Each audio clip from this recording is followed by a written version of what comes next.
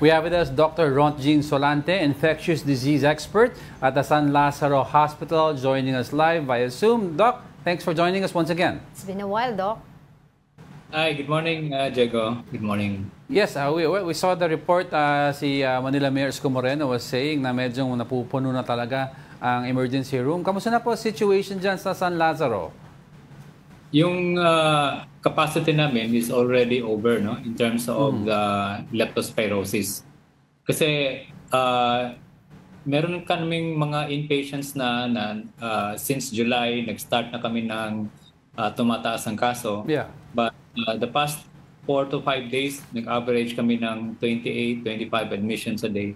So talagang we are that particular capacity. Pero wala naman tayong magagawa. We still have to admit at pinipili na lang talaga natin yung in-admit natin na those who are with moderate and severe, no? Especially the severe cases, para naman matugunan kaagad sila na hindi kailangang pumipila, na mabigyan kaagad ng gamot, especially antibiotic, at ma-assess kung yung kidney functions nila are still okay. Kasi alam mo, Diego, the rate of mortality dito sa San Lazaro Hospital, mga pasyente pumupunta sa hospital, meron ng mga severe leptospirosis, no? And kadalasan kanila, 80% nangangailangan ng dialysis. So that's also crucial for centers na yung dialysis mo, you have to increase also the capacity. Pero hindi naman kami ganun kalaki kagaya ng NKTI. And that's why some of our patients are being referred also to other hospitals for hemodialysis. Doc, go ahead. Sige. Okay, Doc, tanong ko lang po, no, parang weeks kasi after the severe flooding here in Metro Manila, mas tumataas pa po, nakikita natin yung bilang ng mga kaso ng leptospirosis. Gaano po ba katagal yung incubation period nitong virus na to? Yung assessment ko dito, or projection ko, since on average, no, ang most common is 14 days, no. So lumampas na tayo doon. Ibig sabihin, yung peak na naranasan na natin, yung last week na yon, no. Now I project that this coming week, kung i-extend natin ang incubation period to 21 days, then meron pa rin tayong mga pasyente, no. Linawin ko lang, yung incubation period is the time that the patient was exposed to the flood and then the onset of first symptoms, no? So yun yung kasi importante yan na ma-inform ang public na baka naman akala nila 2 weeks or 3 weeks ago pa silang lumusong, pero akala nila wala na silang ganun.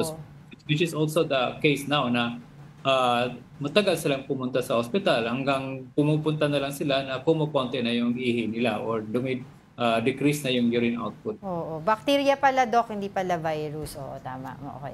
Doc, I'd like to ask, no, kasi you were talking about yung mortality rate pagdating sa inyo, ibig sabihin nasa dulo na. Which is kind of nakakalungkot because hindi naman tayo nagkukulang sa paalala o tsaka to inform the public about kung ikaw ay lumusong sa baha, pwede ka preventive dose of doxycycline na pinaprescribe naman ng mga doctors natin. Ang question ko, Doc, is if you have a preventive dose at ikaw ay lumusong sa baha, yung mortality rate ba bumababa significantly or may chance pa rin na mataas ang mortality rate? So magandang tanong yan. Bigyan lang kita ng konteksto dito na yung prophylaxis na yan, meron ka lang time window na pwede siyang magiging effective na hindi ka magka-leptospirosis, no? So that's within 24 hours from the exposure. Especially for what we call high-risk exposure. Ano tong high-risk exposure? Tapos nag-wade ka sa baha, that's high-risk exposure. Now, if you're getting the prophylaxis, mas mataas ang chance mo na hindi leptospirosis. But again, it's not 100% na hindi ka magka-leptospirosis. But the difference there, mas lower ang risk mo kumpara doon sa wala. Doc? Yes, Doc? yes. Yeah, nawawala po kayo. Go ahead po. Okay. So yung umiinom ka ng post-exposure na doxycycline, hindi 100% yan siya na hindi ka magka-leptospirosis. Meron ka pa rin leptospirosis, but kumpara mo doon sa walang iniinom, mas higher ang risk kaysa doon sa merong Doc, ito, yung iba sinasabi, ay, wala naman akong sugat sa paa, so okay lang. Kapag lumusob ako sa baha, hindi naman ako matatabla ng leptospirosis. So dapat hindi ganun ang approach natin because anyone na maski wala kang sugat, pwede pa rin, no? Kasi medyo maski yung mga scratches, no? Merong mga konting dyan, merong mga skin lesions, mga alipunga kasi alam naman natin ngayon mataas din tong mga skin diseases, no? So wala kang open wound, klaro, puro kinamot mo yan, lumusong ka sa baha, pwede pa rin ganun kaliit ang mikrobyo na pwedeng pupunta sa katawan. And in fact, 40% na walang mga sugat, nagka-leptospirosis.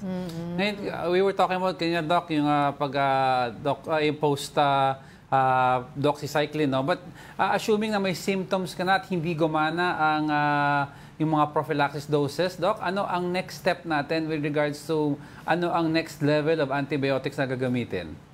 Yun, napaka-importante niyan, no? So halimbawa, nag-inom prophylaxis pero after 3rd day, 5th day, meron ka ng sintomas. Ang common na mga symptoms nito ay lagnat, sakit sa katawan, masakit yung binte at namumula yung mata, no?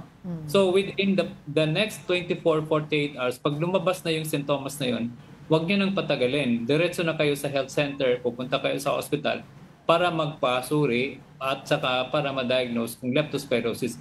Our experience here, a lot of those who had leptospirosis, pretty severe, symptoms, mga 5 to 7 days na, pero binabaliwala nila hanggang humantong doon na pumupunti na yung ihi, doon pa lang sila. So, which means late na silang pumupunta sa hospital.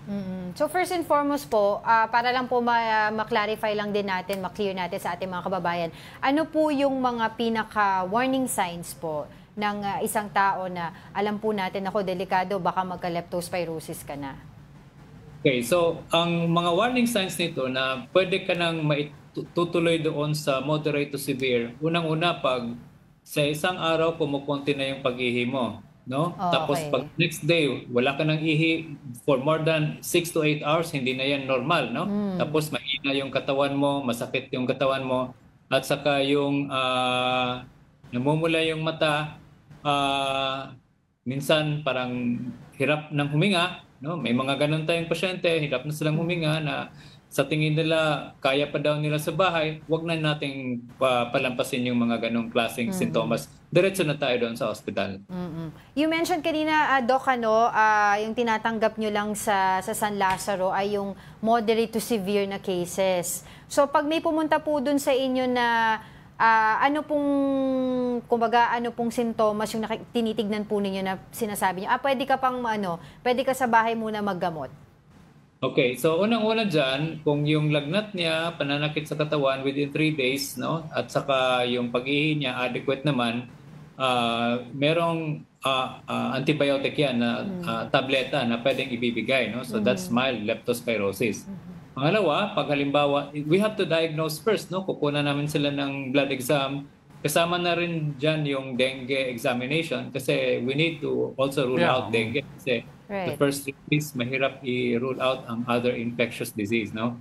Now, pag nakita namin na okay naman yung mga pag-ihi niya, okay naman yung appetite niya, pauwi namin yan, but we need to give an instruction also na babalik ka pag meron ka ng mga signs of moderate to severe, early signs of moderate to severe. Yung isa pa rin po, Doc, na nakikita nilang question dito is yung po bang antibiotic na binibigay sa mga may kaso po ng leptospirosis ay nagkakaroon ba ng conflict sa ibang mga maintenance medicine na tinitake ng isang pasyente? Oo, meron yan. Ang tawag niyan, drug-to-drug interaction, no? Yes. Kaya mas maigi pa rin na pag nagpunta kayo sa doktor, huwag kayong bibili ng mga gamot na kayo lang ang nagdesisyon. Importante, merong guidance at assessment ng doktor. Especially with the prophylaxis, no? Itong doxycycline, antibiotic din yan, no? So may mga adverse effect yan. Kailangan dapat meron pa rin monitoring ng doktor na nagreseta. I'd like to clear a myth lang, Doc, na kung kunyari rainy season, we all know it's rainy season, no? And alam kong kailangan ko dumaan ng baha. Kunyari, I have to get to work, I need to cross the, hindi unexpected na nabaha. Tama ba, Doc? Na, sige, inom muna ako ng doxycycline bago ako tumawid para at least safe ako?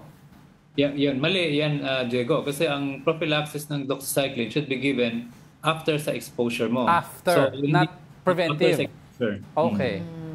And Okay. lastly, Doc, for update na lang din at this time, meron po ba tayong information on data doon po sa ilan na po ang na-servicean ng San Lazaro na leptospirosis na cases?